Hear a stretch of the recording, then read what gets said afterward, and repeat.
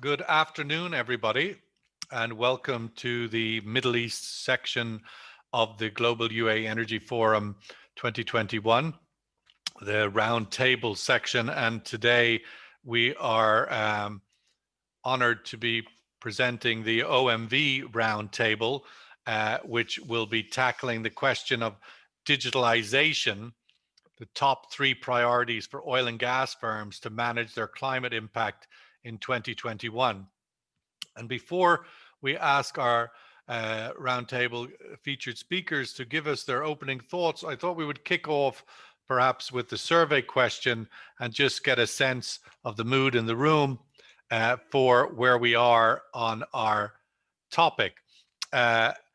Energy companies that fail to accelerate digital transformation during COVID pandemic will be left behind in the post-COVID era. So this is a window of time in which one must accelerate your digital transformation or risk being left behind in the post-COVID era, in the assumption that we ever arrive to a post-COVID era, which inshallah is just around the corner.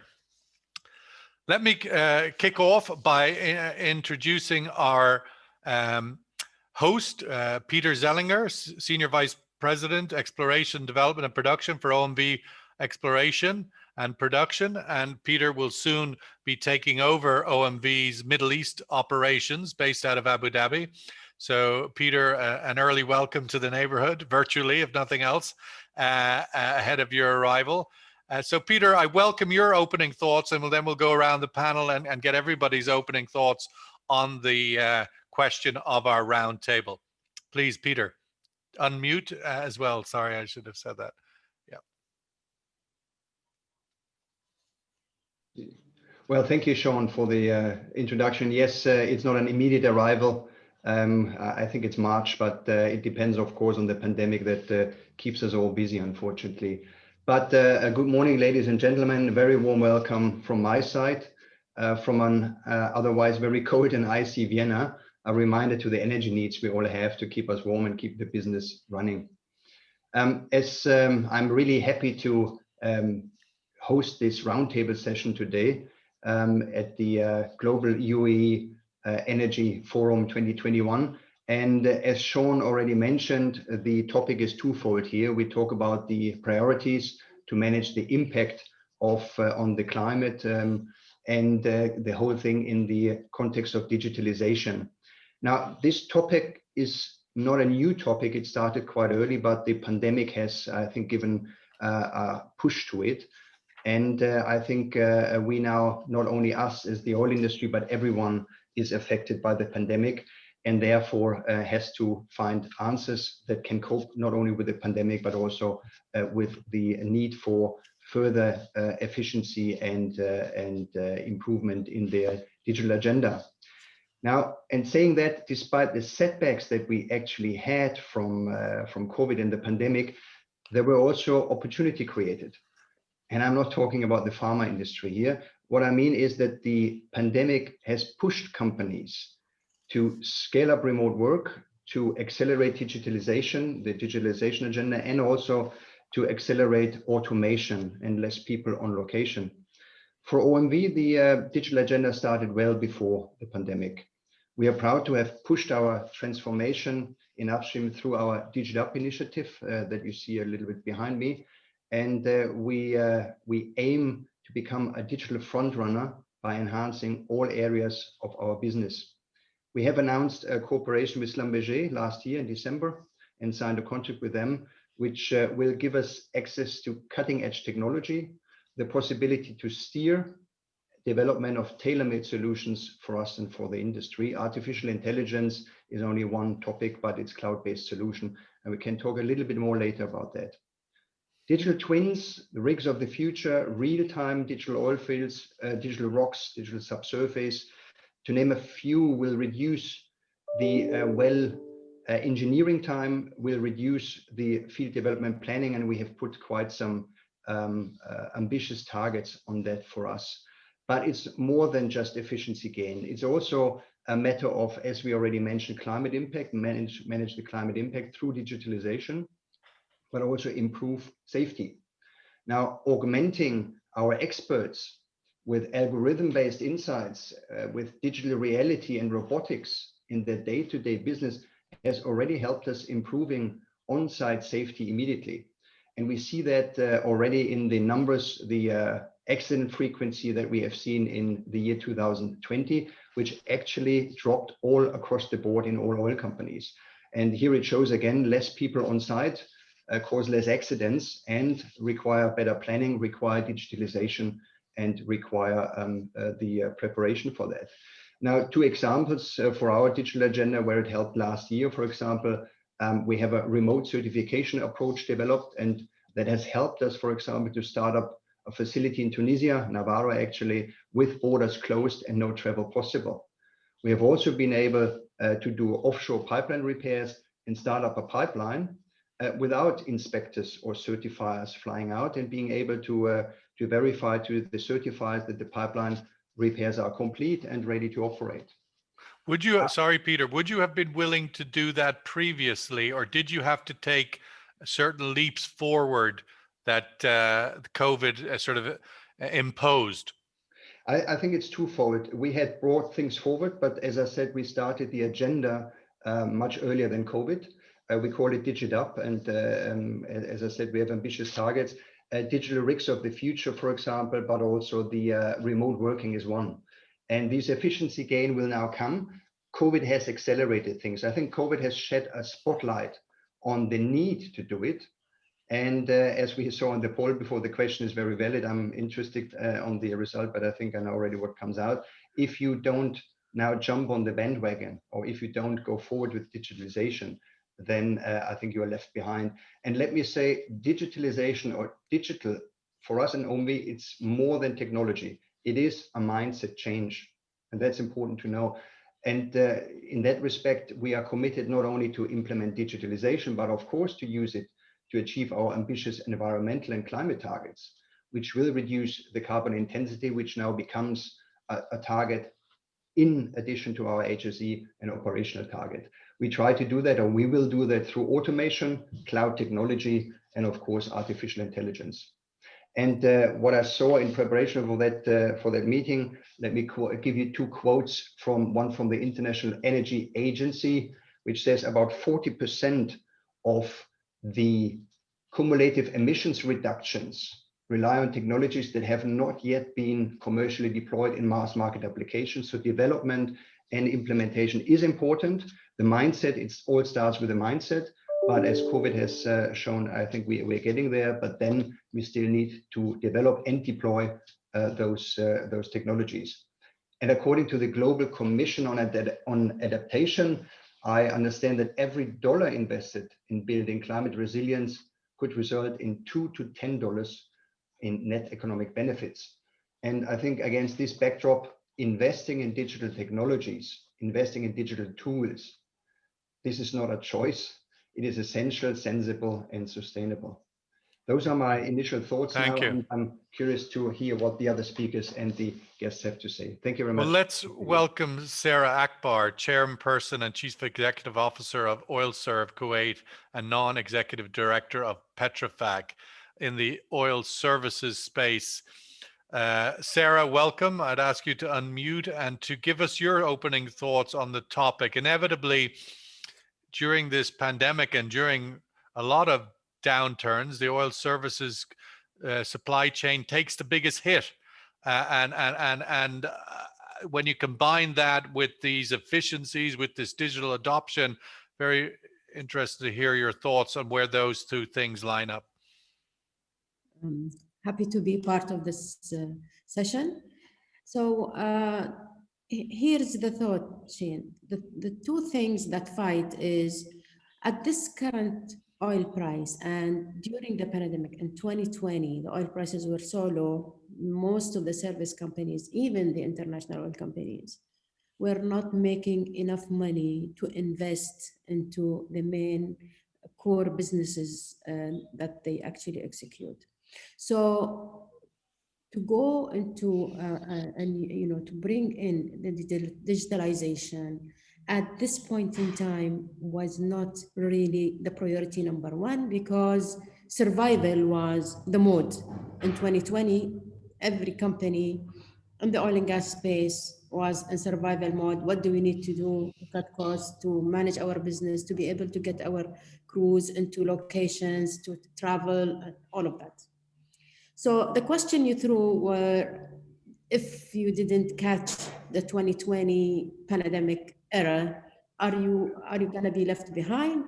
I think because of the priorities of 2020, there were not many companies that actually embraced technology to the full. But on the longer term, most of these companies do have to embrace all types of new technologies and digitalization to the max, because one important factor, it's about cost. Because on the long run, the only way they can manage their cost is if they introduce all of these techniques and technologies into the business. Otherwise, their costs will soar if they run them the same way we used to do before. I'll just give you one example. In the US, when the oil prices dropped dramatically 2014, what saved them was their ability to go and, for example, drill wisely in certain places because of technology, because they were using real-time data and data analytics. They actually managed to drill the right wells at the right spaces instead of mass drilling, which reduced the cost dramatically, which made them the comeback and the survival. So it is the same for the pandemic. Because of this pandemic, we realize now supply chain, and we realize all these has to go digital, has to go cloud, has to utilize big data, has to utilize analytics in order to be efficient, so that your cost on the longer term is brought down, so that you can survive the And are you seeing that operators are willing to spend that money to make those commitments at this time? well, some money. So those who, for example, I'll give you, in Petrofac, we are one of the companies that embraced digitalization and transformation. And, we took the lead on several fronts in this, and now we continue, but to invest in new money into developing new, because it's a whole program. This program is like 5-6 years, where you have to stepwise in various aspects. Now it is slower than what we did before 2020. And I think most of the companies are at that same pace, simply because we are not fully recovered yet. As you know, service companies are the first to be hit when you have oil price reduction, and they are the last to come back into the game as well. So I expect this to come. I think 2021 will bring some of that back, but to go full-fledged on the longer term, it will take time. But definitely, all these companies have to embrace them, have to go the full-fledged, because otherwise they can't survive the future. Thank you. We've had the view from OMV operating in the UAE and Yemen and Libya. We've got Sara operating in Kuwait, and now Walter operating in Oman. Walter, since this managing director of CCED. Walter, clearly this has been a big year, a big challenging year, ultimately with the swing in the oil price, but nonetheless a year in which the opportunity for efficiencies and savings came from different directions. How important was it, and vis-a-vis the question of the session, that commitment to digitization was critical to that, not only survival, but progression in the last year and going forward? Good afternoon, Sean, and welcome everybody. Look, simple answer is it was critical. It was the burning platform to make us change a little bit, if I'm honest. The pandemic forced us to use the digital tools to work remotely. And they weren't new tools, they've been around for years. But what we saw was that organizations leaped to use them, and use them very efficiently. And particularly, I feel for my organization, I was surprised at the level of uptake and the efficiency we managed to operate at while working remotely. And so I feel as though this pandemic is giving us an opportunity. And it's given us an opportunity to leverage that spike in digital awareness, where people have changed the way they work, they've changed the way they collaborate with their colleagues. And I think that gives us a tremendous opportunity to move forward with how can we use digital tools effectively. And, I mean, just to interrupt you, obviously you're operating 40,000 barrels a day. Over a year, you would have many reasons to send people to the field, or many needs. That must have provided quite a challenge in the last year. It has provided a challenge, particularly when you've got the challenge of COVID, you've got the challenge of travel, so you've got to start using these remote working tools to be able to manage things efficiently and effectively. And we've been using the conventional tools for that. We've been using video conferencing, we've been using the remote real-time analysis and those kind of tools. And it's leveraging those. And where do you want to leverage them? What is the priorities for us? And I look at it from the lens of a smaller independent operator. And I think there's three things that are really important for us to be successful in the future. And that's being the low-cost operator. It's about having that small environmental footprint. And it's about being a valued member of the community in which you work. And I think there are those areas to focus on. What can you do with the digital tools? Where should you focus them? So one, I think you should minimize the cost per barrel produced. Two is I think we should be focusing on minimizing the emissions per barrel produced. And by that, clearly CO2 is a major part of it. But I also talk water, which is another impact on the environment, which can have huge impacts if you don't manage it properly. And then lastly, I think we should be looking at how we develop our staff by utilizing digital tools to make sure they get access to the best resources to develop them, no matter what the location of those resources are. Now, clearly those three are interlinked, because good staff mean you can do things more effectively and you can get better emissions, etc. So there is a link between them, but that's the focus that we're putting on where we should be looking for our digital changes in our organization. Let's get the result of the survey question before bringing in Badar on that first question. Well, that's pretty comprehensive. Inevitably, it's sort of like, how long is a piece of string? Well, it's very long. Badar Chaudhry, Senior Vice President, Energy at Mashreq Bank.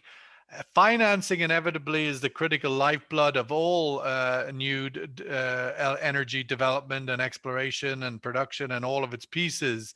And of course, we saw last year across the world massive cuts in capex expenditure. I'm wondering, Badar, from your point of view and from the banking perspective, not necessarily Mashreq, but just banking as a whole, how you view financing from the point of view of companies that have made the digital commitment to companies that have not, and similarly companies that have made the commitment to the low carbon challenge as net zero and others, and those that have not. How do you think future financing will determine those things? Good morning and good afternoon, participants. Sean, thank you so much for the introduction. Sean, I mean, there are a couple of aspects around this entire sort of subject matter. The first one is, let's look at the facts that are already available to us.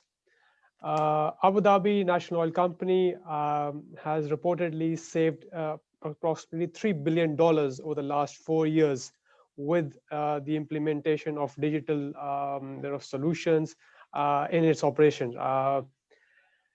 A key sort of component in their strategy. As we heard His Excellency Suhail Al-Mazrui clearly highlighting that the key differentiator for operators in this field will be their ability to manage their costs, because the lowest cost producer will be the ones that will survive, will be able to sustain this volatility in the commodity prices that we continue to see again and again, time and again. We are currently, touch wood, at 55 barrels, $55 per barrel. But we know that this industry will see another cycle. It's always been the case. So digital transformation, the investment in digital technology is the way forward. considering the fact that the amount of benefit that it brings to the players. It is reported that approximately $100 billion can be saved in upstream budgets by digitization and automation of the I mean, it's initiatives. 30 like $10 a barrel or something in that respect. Absolutely right. What is critical, I think, which has also been mentioned by my colleagues, is that right now what the COVID-19 has done is that it's brought almost all industries at the same position, which is the importance of digitization. And that is a great sort of starter for everybody to connect the entire ecosystem and being at the same level field. For example, banks. Let's take Mashreq, for example. Mashreq has rolled out digital platforms like Mashreq Neo for online accounts, Business Neo for corporate solutions for business banking initiatives. What do? They allow for the integration of all the participants in the economic activity to be able to make sure that there are as much of benefits that can be driven for all the players across the value streams. And that, in essence, is the way forward for the industry, for the economic activity to happen. Thank you, Badar. Peter, coming back to your thoughts earlier, obviously, as you said, the commitment by OMV to the digital transformation was already underway, and this is a period of accelerated acceleration, and as Walter framed it, opportunity. It's also a time in which we are facing, as I have a bit of it, the retirement of a very significant block of the generation that holds a lot of the wisdom of this industry. I'm wondering, how do you see those two things aligned in this particular window of time moving forward? Are we running out of time to essentially download that experience into the digital space for the future progress of the industry? I mean, your thoughts on those things aligning? I hope not, Sean. I hope not. But digitalization should also help us in downloading faster and access people wherever they are. So the network is getting bigger. But it will result in a lot of, even though we're in retirement zone, we're also going to be a lot of layoffs. Yeah. I think what we will see is that the network is getting bigger, and that you can tap into many more technical resources than in the past, and they don't need to have to sit in a specific location. But again, I want to come back to my earlier theme. I think digitalization is not about tools. It's not about software. It's really it's a mindset change, and knowledge sharing is one critical part of it. You're absolutely right. Because when we now coming back to the climate and CO2 problematic, then there's so much data around, from leaking flanges to methane emissions to drone overflies to satellite data, that you have to harvest, that you have to analyze, and to be able to share across disciplines. So all our tools in the future will have to be able to access those data and seamlessly transfer knowledge from one discipline to the other. And for that, and the larger network actually that you have, more input you have to manage that. And that's, I think, is the challenge of digitalization. But if you can do that, then basically you can bring down the timing. And here we now talk about efficiency gains. And I'm not talking about cost cutting, because you can do more in the same time. If you bring down drilling planning from, let's say, from 3 months to 3 weeks, and we try to do that to reduce our development planning time by 90%. Or if you accelerate the maturation of your field development projects, because the disciplines don't need to hand over sequentially, they can work agile through digital tools, then you have a huge cost benefit, and you have a huge, of course, opportunity in the market. Sara, obviously a big defining factor of this region where we are all operating here in the Middle East is a very, very large national energy industry in which we are all in partnership with, obviously, Walter and CCED are independent operators, but they also have a partnership with their Omani stakeholders. But ultimately, the industry is national. I'm wondering, from your perspective, how are these issues prioritized sufficiently in the national space? What do they need to do to accelerate, to catch up? Are they still privileged to not have to be that concerned? What are your views from a national perspective? It's a good point, actually. And Okay. as I'm not in the region yet, but I was very encouraged by the words of His Excellency the Minister, who really said the same theme over again. He said, if you're not efficient, if you don't utilize digitalization to become more efficient, you will be left behind. Of course, you go for the easy oil, but you can do more with the same amount of money, and you can do the same with less people on location. I mean, we have seen that not only in safety, but when you cannot travel, you have to find new ways. And I think, and you made the point earlier to Walter, having a lot of people on location. Actually, you want to have less people on location, take the people out of harm's way, put them there where they can analyze data better and put the best brains to the problem, and let the machines do the work, hopefully. So I think the efficiency gains will be huge, but it is all about the interconnectivity between the disciplines. And here I'm really happy to see the cooperations that are done, not only that OMV was doing, for example, with Cognite and with Schlumberger, but I also see large national companies seeking expert help from data companies or from companies that are providing those services, because you can't develop it alone. You need a mindset change and you need help. Sara, also welcome your thoughts on that question, and with the added layer that, of course, these national energy companies also have the added responsibility of being major social employers in a region where digital transformation could make that quite difficult.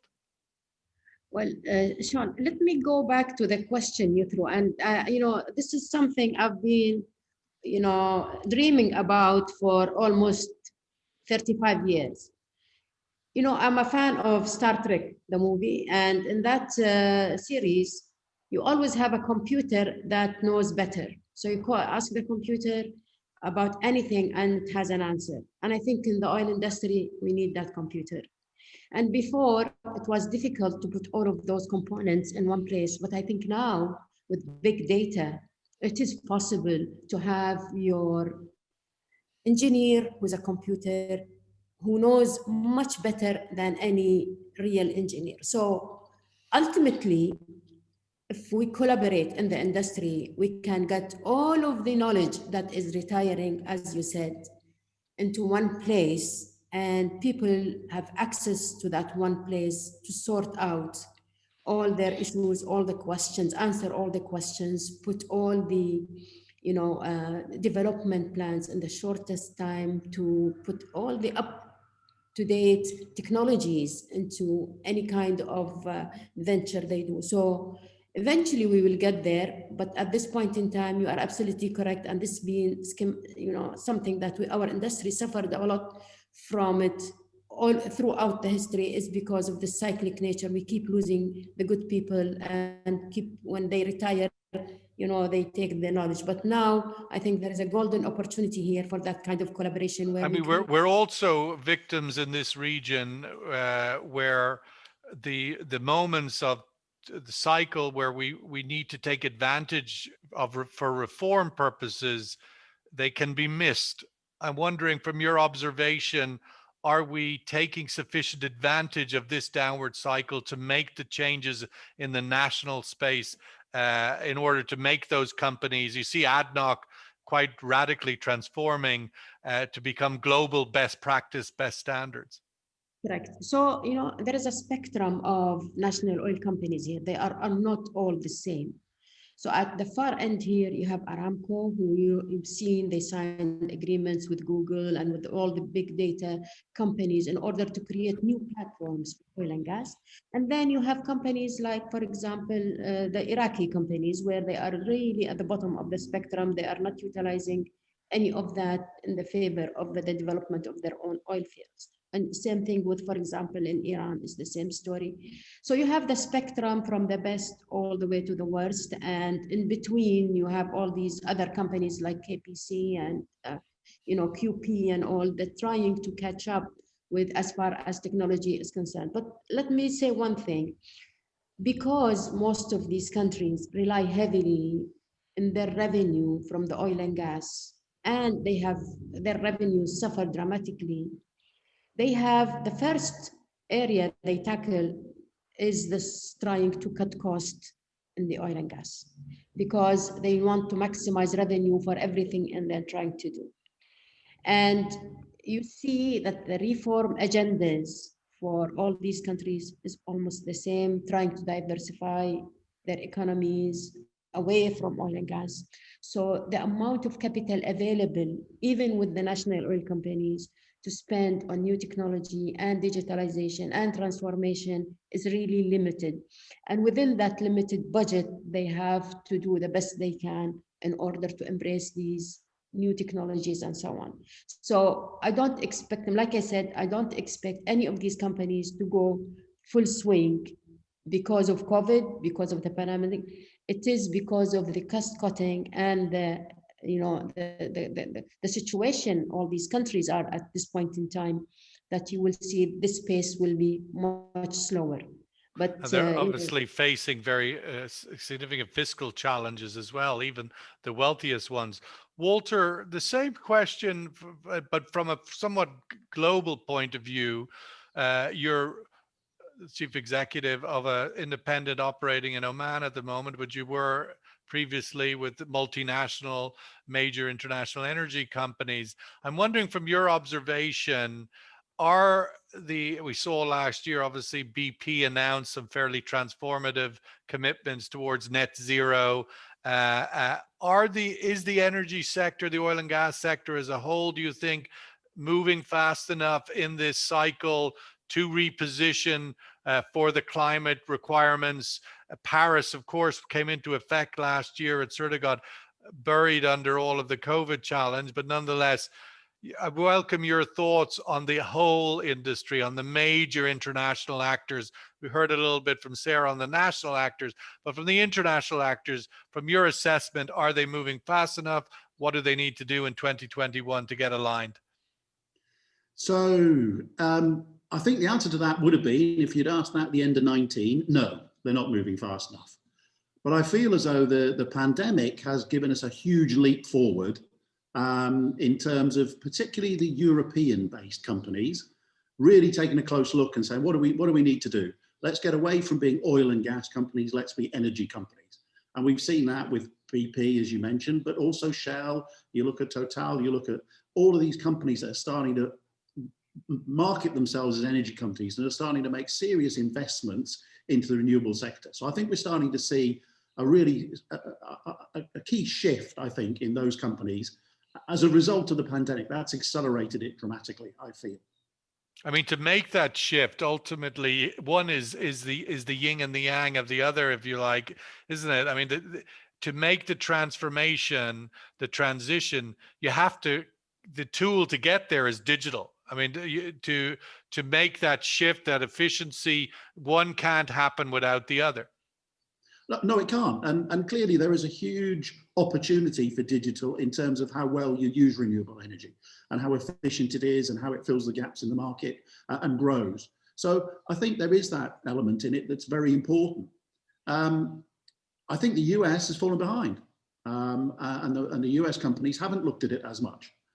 I think that will change with the new administration. I think they'll be forced to looking more in the way the European companies have looked. And so I'm optimistic there'll be a change in the oil and gas sector, and that these more energy type companies looking at renewables and oil and gas and looking at digitization to make that efficiently work, I think is going to grow. Well, I've heard it being said that Joe Biden will be the savior of the oil majors in the US, because he will compel them to transition to to commit to the energy transition that they've struggled with that commitment. Let's get the next survey question to get the room's view. on net zero carbon, and the oil and gas companies must adopt a net zero carbon strategy in 2021, or else risk being to be abandoned by stakeholders. We saw a lot of announcements last year. China identifying 2060 as a economy. Companies left and right started to put out their commitments. So in that regard, is it a prerequisite to performance going forward, and to like your banker, will your banker leave you behind if indeed you don't make these commitments? So I welcome your thoughts of the room, agree or disagree on this statement. Can we still get away without doing this and push it off for even further down the road? Badar, your thoughts on that question? Sean, I think there is recognition of this fact. You are witnessing national oil companies, global majors, sort of taking the necessary steps towards energy transition. As my sort of colleague Walter just mentioned, that indeed the likes of BP, Shell have taken those initiatives, massive investments have been made, and in order to make sure that their stakeholders sort of accept those changes which are driven by social sort of acceptance of the approach. Regionally, you've seen the sovereigns making those commitments. UAE, for example, has a sort of energy sort of plan 2050, wherein they are looking to have renewables, contributing around 50% of the energy mix. So clearly that is an accepted approach, and the transition journey has sort of started. But I think one thing that I would like to mention is that the importance of digitization is critical for the transition to actually happen in an orderly manner. For example, the importance of managing peak load hours between renewables and the conventional hydrocarbon is a solution, right? When in the evening, or during sort of climates when the sun is not out, you need that automatic transition to trip on your conventional power plants. So that's where it is crucial to make sure that those investment and that sort of technology is available to make sure that the primary resource, which is energy, is available for consumption. I just wanted to pick up a question, Peter, from the chat room, and just to make a note that this session is being broadcast on social media. You can pick it's on Twitter, it's on YouTube, it's on LinkedIn, it's on the Bloomberg terminal if you happen to be a subscriber globally. And we say hello and welcome to all of those viewers from around the world. Peter, one of the questions that's come in is, do you need a different workforce? We've talked about the digital transformation and the climate, and ultimately, and different partners mentioned, Google and others. We're talking essentially about a different workforce, a different competency. And the question is, do you acquire your way into this competency, or can you adapt to it with the existing workforce? What's your thoughts on that as a challenge? Yeah, Sean, I have all faith and confidence in my workforce, because now when I started working almost 30 years ago, there was no email. Yeah, there was a complete different way, and you wouldn't have said, fine, do we need a new workforce? I think people can adapt, but you need the support from experts. And as I said, mindset change is happening. The climate debate has, I think now, pushed most companies, European companies, to announce targets for carbon neutrality. OMV has done so as well. And once you start looking into targets, once you start measuring things, then things actually get done. So have you measured your CO2 output 10 years ago? Most probably not. Now it's a must. Everybody in his sustainability report is doing that. You're going much more deeper. You go into methane, you go into other into other sources of greenhouse gas emissions. So I think there's a transformation already happening since the last 3 years, not only with the Paris Accord, and people see the need. And I think it's a must as well, because otherwise you will rather lose your workforce than not being able to work with them. People want that. If I talk to our people in the company as well, people are very excited about a transformation because it opens up new opportunities as well. And we, but as isn't a it, I mean, isn't it a really, I mean, to a great extent, a different skill set? Sarah, I welcome your thoughts on this. I mean, ultimately, if we want a data scientist, we're going to have to compete with Microsoft to hire that person. Why are they coming into our space? Sarah, are you, what's your observations on the same question I said to Peter? Are we competing? Are we in a position to compete adequately for this talent? Or indeed, as Peter suggests, we don't necessarily need to because we can upgrade our own? Well, in the past, we actually were never competitive enough to compete with the financial industry or the technology industry to attract the best talent into our industry. Because, like, many factors, but one of them is the cyclical nature. And if you talk about the new generation, the millennials that love technology and love working with technology, it is in their genes now.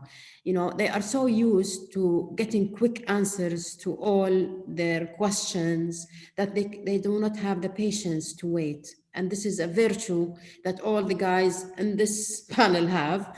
But so for the skill sets, in this part of the world, we do, because most of the workforce is actually young, and they have been trained since they were in school to use all these technologies, and they are fascinated by technology.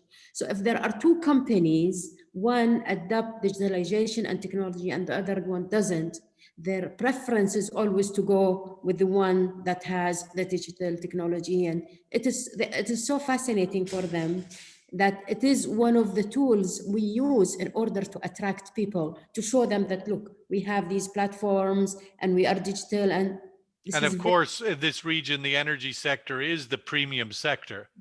Correct. So that's why in this part of the world, in the national oil companies, we actually do not suffer from this issue. But I think in the West, in the UK, and the US, it is more challenging, because the oil industry cannot compete with the financial industry or even the technology industry that is growing so fast now.